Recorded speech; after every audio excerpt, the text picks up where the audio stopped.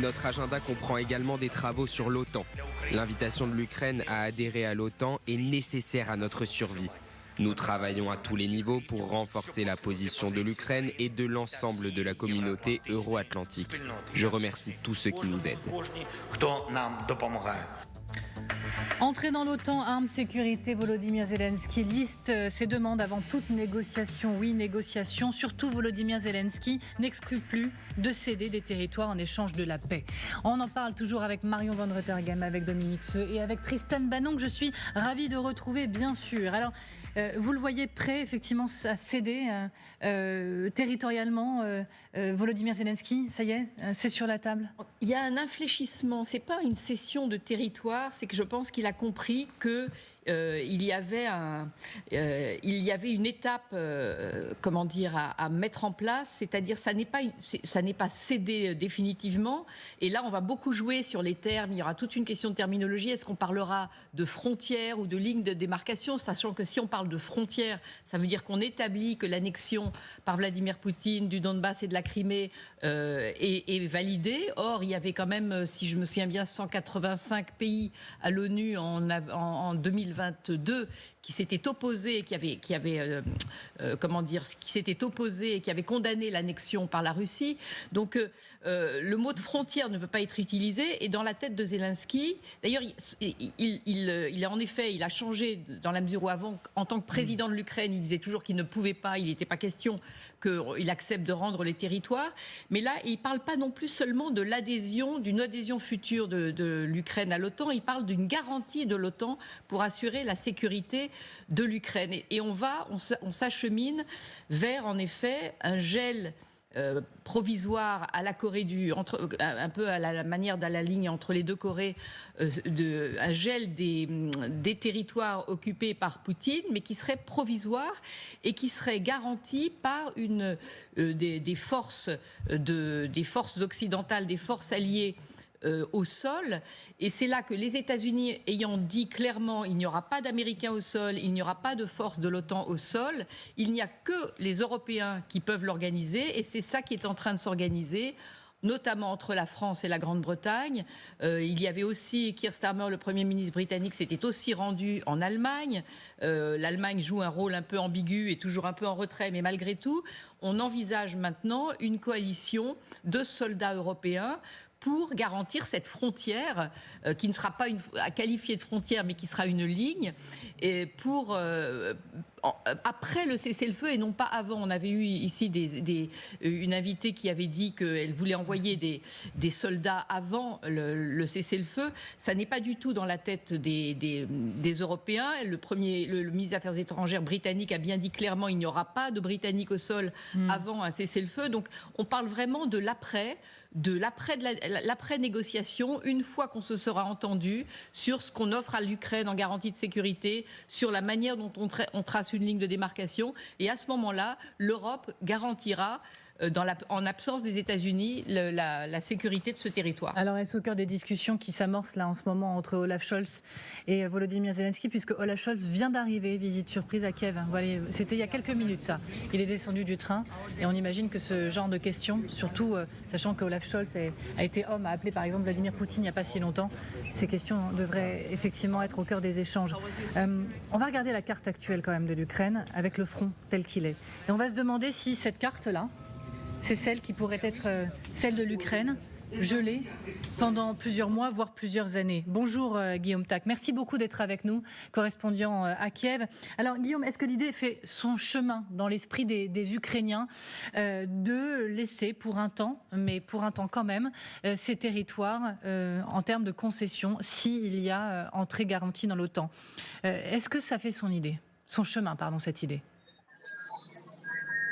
Oui, incontestablement. Évidemment, la portion de la population ukrainienne qui serait prête à faire des concessions territoriales varie en fonction des sondages d'opinion, mais les récents sondages réalisés par l'Institut international de sociologie de Kiev ou Gallup montrent qu'il y a un fléchissement au sein de la population ukrainienne qui était épuisée après plus de 2 ans et demi de guerre, de bombardements sur les infrastructures civiles. Après, tout va dépendre des garanties de sécurité qui seront données à l'Ukraine dans la perspective de ses potentielles concessions territoriales, comme le rappelle le président Volodymyr Zelensky. Zelensky. C'est la position également de nombre d'analystes ukrainiens qui rappellent que la rhétorique émanant du Kremlin n'est pas celle d'une guerre de territoire, mais qui vise à démanteler entièrement l'État ukrainien et à détruire, comme la Russie le fait actuellement, l'idée même de l'identité ukrainienne dans les territoires qu'ils occupent. Par conséquent, beaucoup d'Ukrainiens craignent que toute concession territoriale ne soit qu'un cessez-le-feu permettant à la Russie de se réarmer et de réattaquer. Merci beaucoup Guillaume Tack, merci pour vos précisions. Alors je précise également de mon côté que Volodymyr Zelensky il a été beaucoup plus clair sur Sky News, c'était vendredi, beaucoup plus clair. Il a ouvert la porte à un cessez-le-feu si le territoire ukrainien sous le contrôle de Kiev est placé sous l'égide de l'OTAN avant de récupérer les zones occupées par voie diplomatique. Regardez. Si nous voulons arrêter la phase chaude de la guerre, nous devons prendre sous l'égide de l'OTAN le territoire de l'Ukraine que nous avons sous notre contrôle. Nous devons agir vite. Et ensuite, concernant les territoires occupés de l'Ukraine, l'Ukraine pourra les récupérer par voie diplomatique. On a analysé le glissement de Volodymyr Zelensky. Est-ce qu'il faut le faire ? Est-ce qu'il faut avancer dans son sens ? Adhésion à l'OTAN ou sous l'égide de l'OTAN ? Puisque Marion le notait dans cette interview, il dit être sous l'égide de l'OTAN. En tout cas, ça n'est pas la première fois. C'est la seconde fois maintenant qu'il commence à parler de négociations possibles et qu'il change de vocabulaire dans son rapport avec la Russie. Il y a quelques jours, quelques semaines peut-être, dans une prise de parole, déjà, il avait ouvert la porte à des négociations. On sent quand même que l'élection américaine est passée par là, qui sait qu'il va falloir régler les choses avant l'arrivée de Donald Trump pour que ça se passe au mieux des intérêts de l'Ukraine. Et on voit bien tout ce qui est en train de se mettre en branle autour de ça. On a bien vu que l'Allemagne, qui se montrait en tout cas prêt à une guerre, c'est aussi un signe qui est envoyé. L'idée, j'ai l'impression, mais Marion le dira mieux que moi, c'est d'arriver en position de force au moment de négocier et d'arriver en position de force au moment de l'entrée en fonction de Donald Trump à la présidence américaine. Donc tout ça fait partie de ce chemin qu'il prépare.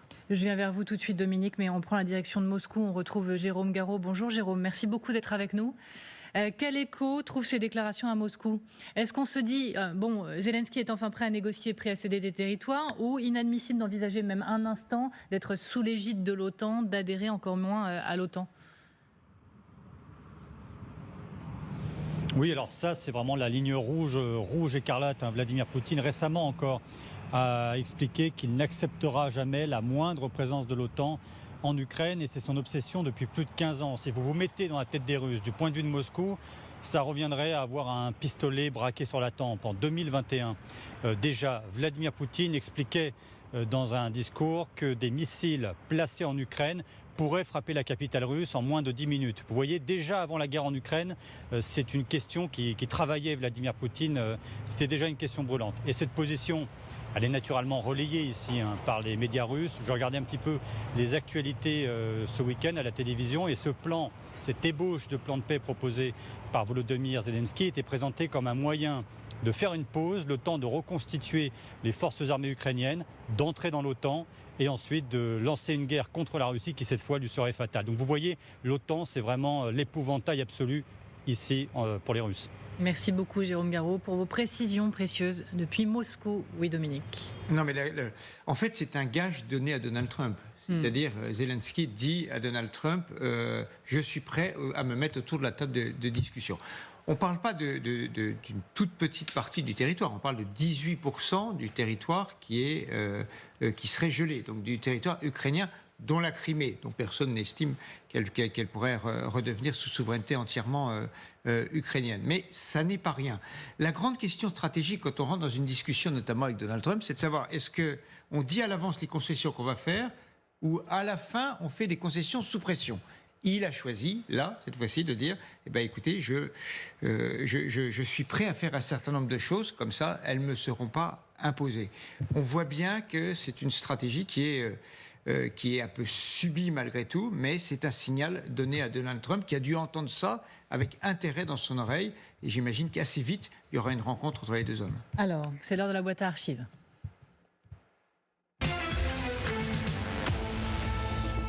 Imaginez-vous, effectivement, Vladimir Poutine et Volodymyr Zelensky autour d'une même table. Dites-vous, Que c'est possible ? Ben oui, en réalité, ça a déjà été le cas. En décembre 2019, les présidents russes et ukrainiens s'étaient rencontrés pour la première fois à l'Elysée pour des pourparlers visant à relancer le processus de paix en Ukraine. C'était sous la houlette de la France et de l'Allemagne. Autour de la table, Vladimir Poutine, donc Volodymyr Zelensky, Emmanuel Macron, Angela Merkel. Et à l'époque, Volodymyr Zelensky avait parlé de discussions superficielles. Pour moi, nous avons manqué de temps, tout simplement. Nous avons parlé de manière assez superficielle. Nous n'avons pas pu en discuter en profondeur. Soyons honnêtes. Merci à Audrey Chabaille pour cette archive. D'abord, on s'arrête sur votre réaction unanime sur le plateau en revoyant le visage à l'époque, 2019 seulement, de Volodymyr Zelensky. On a l'impression qu'il y a eu une faille spatio-temporelle, qu'il y a eu plusieurs vies qui sont la passées. guerre est passée par là. Il a pris 20 ans, et 2, effectivement, on ne l'a plus jamais vu en costume. Oui, comme aussi. ça. On l'a vu dans un autre... ce qu'il identifie aux yeux du monde entier, c'est effectivement son t-shirt caï, Mais cette image, on pourrait la revoir un jour, Marion Van Rotterdam. Ce n'est pas impossible, et pourtant Vladimir Poutine, je me souviens très bien de ce moment, c'était à la fin, c'était un des derniers moments de négociation des accords de Minsk qui ont échoué et qui en même temps n'ont pas totalement échoué parce qu'ils ont permis, comme l'avaient dit Angela Merkel et François Hollande, de donner un peu le temps à l'Ukraine de se préparer, parce que s'il n'y avait pas eu les accords de Minsk en 2014, les Russes auraient envahi l'Ukraine sans résistance. Donc ça n'a pas été totalement inutile, même si on savait, et Vladimir Poutine l'a dit aussi, parce que tous les poutiniens disent que les accords de Minsk ont été trahis par Hollande, Merkel et les Ukrainiens, mais même Vladimir Poutine lui-même, dans une interview, avait dit « Je sais que ce sont des accords imparfaits qui ne seront pas appliqués ». Donc tout le monde savait que c'était imparfait, que ça ne serait pas appliqué, mais malgré tout, ils ont permis à l'Ukraine de s'armer. Et après cette séance de 2019, il y a eu donc l'invasion de l'Ukraine par la Russie qui a mis fin, de toute façon, aux accords de Minsk. Et depuis, Vladimir Poutine a qualifié Volodymyr Zelensky de nazi avec qui il ne pourrait jamais négocier. Donc, est-ce que des négociations qui se préparent en vue d'un cessez-le-feu se passeront avec une même table, en mettant à une même table Zelensky et Poutine? Ce sera intéressant à observer. En tout cas, on s'achemine puisque toutes les cartes sont en train d'être rebattues aujourd'hui. Et qui serait avec eux à table aussi?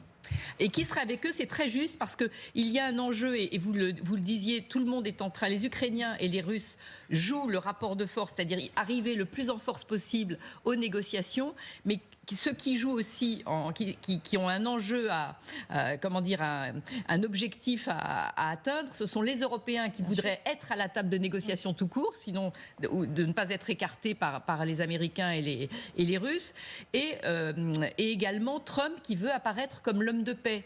Et c'est ça que vous demandiez, pourquoi l'infléchissement de Zelensky a lieu aujourd'hui, c'est qu'il est conscient qu'il y a plusieurs parties aménagées. Il y a les Européens qui veulent ne pas être totalement sortis du jeu. Il y a Trump qui veut pouvoir apparaître en homme de négociation. Il va envoyer son fameux Keith Kellogg, son ancien général, qui est un ancien vétéran de l'Irak et du Vietnam, qui sera assez dur avec la ligne russe, mais tout est préparé pour que des négociations se passent, qui ne soient pas entièrement de la concession à Poutine, qui fassent que tout le monde sauve la face. Et vous dites, alors effectivement, belle transition, que chacun sauve la face, et même du côté des Européens, on veut pouvoir exister. Eh bien, Emmanuel Macron, il a plaidé encore ces dernières heures pour une Europe puissance de défense auprès des Suédois et des Finlandais.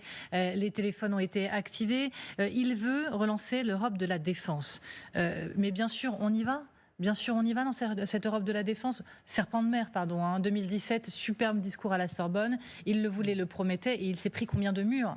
Voilà, mais moi je commence à prendre en grippe pourtant je suis très favorable à l'Europe de la défense. C'est un peu pour ça que je me tourne vers vous, je vous le cache pas. Je commence à prendre en grippe ce terme, ce mot qui finit par ne plus rien vouloir dire, tellement on l'a utilisé. Elle est en place, la politique, la politique européenne de sécurité et défense a été mise en place après le traité de Nice dans les années 2000. Et alors, des progrès ont été faits, mais si on parle d'Europe de la défense, parlons concrètement de ce qui se passe, et notamment de cette coalition, d'ailleurs en réintégrant les Britanniques, parce que ça ne peut pas se faire, une Europe de la défense ne peut pas se faire sans les Britanniques, sans cette autre puissance nucléaire qui est le jumeau de la France du point de vue diplomatique et militaire. Et donc cette coalition qui est en train de s'organiser pour des troupes au sol en vue d'un cessez-le-feu, ça ressemble à quelque chose, à une Europe de la défense. L'idée de se réarmer, en effet, mais même quitte à acheter américain, si c'est le vœu de Trump, si c'est une monnaie d'échange nécessaire, on achètera américain le temps qu'il faut, mais au moins on constitue une force de frappe et d'autonomie possible. Mais arrêtons de parler de ce mot d'Europe de la défense. Parce alors je vais essayer de trouver une autre expression. Une force européenne, une force de frappe européenne. Et non, mais je veux dire de renforcer l'Europe de la défense, c'est ce qu'on essaye de faire tout le temps, quoi. Donc. Non, mais il manque une volonté et des moyens. La volonté, on peut sauter sur sa chaise, comme disait le général de Gaulle, toute la journée en disant l'Europe de la défense, mais s'il n'y a pas la possibilité d'envoyer des troupes ensemble quelque part, ça ne rime à rien. Sur le plan des moyens, on parle depuis des mois d'une enveloppe de 100 milliards d'euros en plus.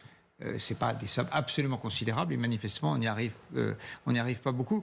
On voit bien, l'actualité la plus brûlante ces dernières heures nous montre que la pression russe, elle est partout. Regardez ce qui se passe en Géorgie depuis ces derniers jours. Des manifestations considérables, y compris dans des petites villes, pour dire on a envie de rentrer dans l'Union européenne, alors qu'il y a une équipe pro-russe, disons, qui est en train de s'installer au pouvoir. Donc on voit bien que Vladimir Poutine ne renonce à rien. Et on parle, il y a la Géorgie, derrière il y a peut-être la Slovaquie, et on sait que la Roumanie est un peu sur le fil du rasoir. Alors, et tout ça avec d'un côté Vladimir Poutine et puis Donald Trump. Dominique de Villepin sur cette antenne le 21 novembre dernier, face aux États-Unis, il va falloir se réveiller pour exister. L'arrivée de Donald Trump, elle va imprimer mécaniquement un changement complet d'atmosphère et de rapport de force. Et ce qui se prépare dans les 2 prochains mois, c'est une vassalisation de tous ceux qui ne seront pas capables d'affirmer leur voix et leur rôle sur la scène internationale. Et ça vaut en particulier pour l'Europe. C'est-à-dire que si nous ne nous préparons pas d'ici 2 mois, la voix de l'Europe ne comptera pas. Nous ne serons même pas autour de la table pour les négociations. Tristan Banon, c'est la condition de notre quasi-survie En tout cas, M. Villepin enfonce un peu une porte ouverte. On l'a tous dit sur les plateaux au jour de l'élection de Donald Trump que ça allait forcément avoir des conséquences sur la façon dont on doit s'organiser en Europe si on veut rester indépendant, que ce soit économiquement, que ce soit sur le point de vue de la défense, que ce soit politiquement. Évidemment qu'il va falloir s'organiser, évidemment qu'il va falloir qu'il y ait quelque chose qui était un serpent de mer et qui doit devenir une réalité. En fait, la question, c'est de savoir qui va être, à partir du 20 janvier, l'interlocuteur en Europe de Donald Trump. On en imagine certains qui sont déjà là. Viktor Orban, clairement, il va se positionner comme un interlocuteur naturel. Mais qui L'Europe, c'est quel numéro de téléphone? On a beaucoup dit ça, mais ça va être quel visage à partir du 20 janvier? Emmanuel Macron, un peu démonétisé, Olaf Scholz sortant. Alors Merz, le successeur potentiel de la CDU, est quelqu'un qui a des convictions assez fortes et qui a d'ailleurs dit la semaine dernière qu'il était prêt à faire sauter les verrous budgétaires en Allemagne. Considérable ça, faire sauter les verrous budgétaires pour la défense, mais les investissements, les routes, etc. Bon, ça c'est très important, mais on ne voit pas. Y a-t-il une réunion prévue? Il y a eu la réunion de Budapest il y a 15 jours ou 3 semaines des Européens au sens large pour essayer de se... Mais il n'en est pas sorti grand-chose. Chez Viktor Orban, oui, et on ne sait pas. Est-ce qu'il y a une réunion prévue d'ici le 20 janvier pour dire bon, voilà notre position? Pour l'instant, on ne voit pas grand-chose. Bizarrement, ce sera l'Allemagne qui sera peut-être une des plus motivées parce que Friedrich Merz, s'il devient chancelier, et lui, l'inverse de Olaf Scholz du point de vue du soutien à l'Ukraine, il est très motivé. Il risque de devenir tout d'un coup une figure émergente dans cette Europe affaiblie. Et ces mots du président finlandais qui veut se retirer de la Convention d'Ottawa maintenant pour mettre des mines antipersonnelles le long de sa frontière. Regardez, la déclaration, elle va s'afficher. Notre plus grande menace pour la sécurité est la Russie. Et cette menace doit être abordée d'une manière ou d'une autre. Leur inquiétude, il faut la comprendre ou la refuser quand elle mène à ce type de décision, des mines antipersonnelles.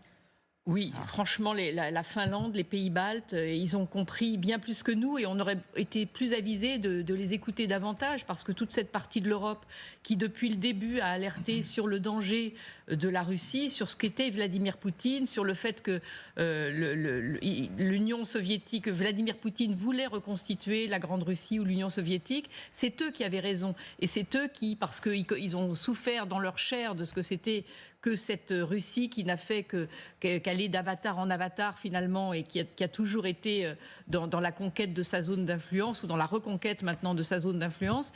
Et donc ils ont tout à fait raison de se protéger. C'est moins évident, je pense, en Allemagne, puisqu'il y a aussi un peu une psychose en Allemagne, autour, on refait des bunkers, etc.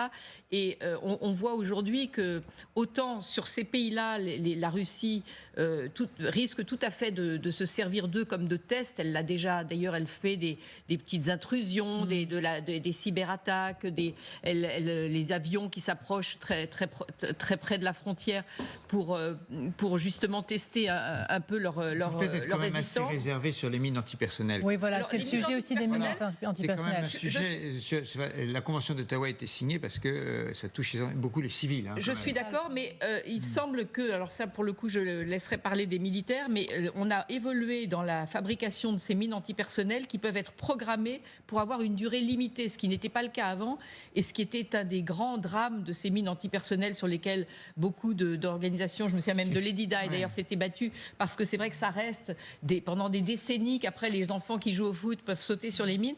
Visiblement, on a beaucoup progressé, si je puis dire, dans ces armements et on peut, avec des puces, considérer par exemple qu'elles sont valables pendant une journée ou un mois ou un an. Ou pas déclenchables. Des rebelles entrés dans le palais présidentiel à Alep. Regardez.